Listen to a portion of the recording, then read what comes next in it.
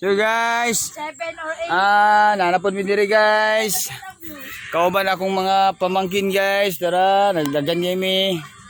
Pagkatilaw na ba mo kining gikan sa mais nga tik-tik, may sungo, napoy tik-tik, naitahop.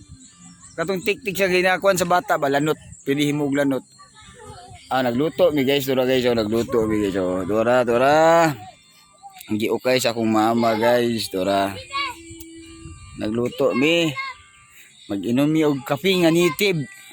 Nitib nga kape nga full boost. Walay sagong nga chemical. Dura sila guys. Mo na mga pagumangkon ako guys, nilaag po sila na kay diri manggod siya. Lami isa tambayan og nani urasa, bugnaw kay hangin, fresh kayo di pareha sa kasi daggan sila oh. Mao ni among kalipay diri sa bukid. Uban sa paglantaw jud sa view. Di man jud mawala ang view. Kita day ang kuan guys so kanang Bansalan. Ay malalag. Tura. So guys, mo na siya di ba? Nindot kayo siya guys. Nice puking panahon.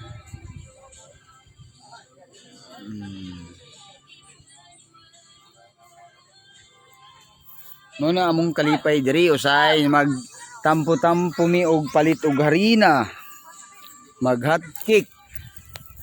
Usay nay mo palit og mga kamuti, lagot mon. So gikan mi dito sa babaw. Diya nga side. Ubada mi diri magtapok mi sa akong inahan, amahan. Diri mi magluto-luto. Nindot kayo. So shout out day ko sa akong palangga diyan nasa Manila. Para makita nimong evidence nga nawala lang ko kalit. So diri ko ni anig bakilid. Kay para maglikay tag mga kasamukan nga walay hinungdan mo na nga maglikay ta. So siya guys. So sa wala pa tanaw-tanaw sa mo sa view. Nindot yung guys.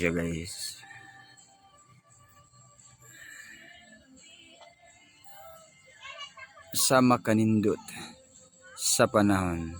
Mauna diya siya guys, magisi. Yan may mga balay. That side, sapa. Klaro kayong sapa oh. So balay na siya sa magisi. Aniya pa dis taas, pasaka. Sa akong mga amigo diha. Nga sabungero. Bukid is life dito ani. So nga siya guys. Mao nang sapa lusot sa Santo Rosario. Mao na siya. Daghan pa ko ipakita sa inyo guys, daghan pa ko. Wa na nay manggod ang kuan. Pero sila guys nagluto-luto, mga igsoon ako. Pag mangkon, giukay na.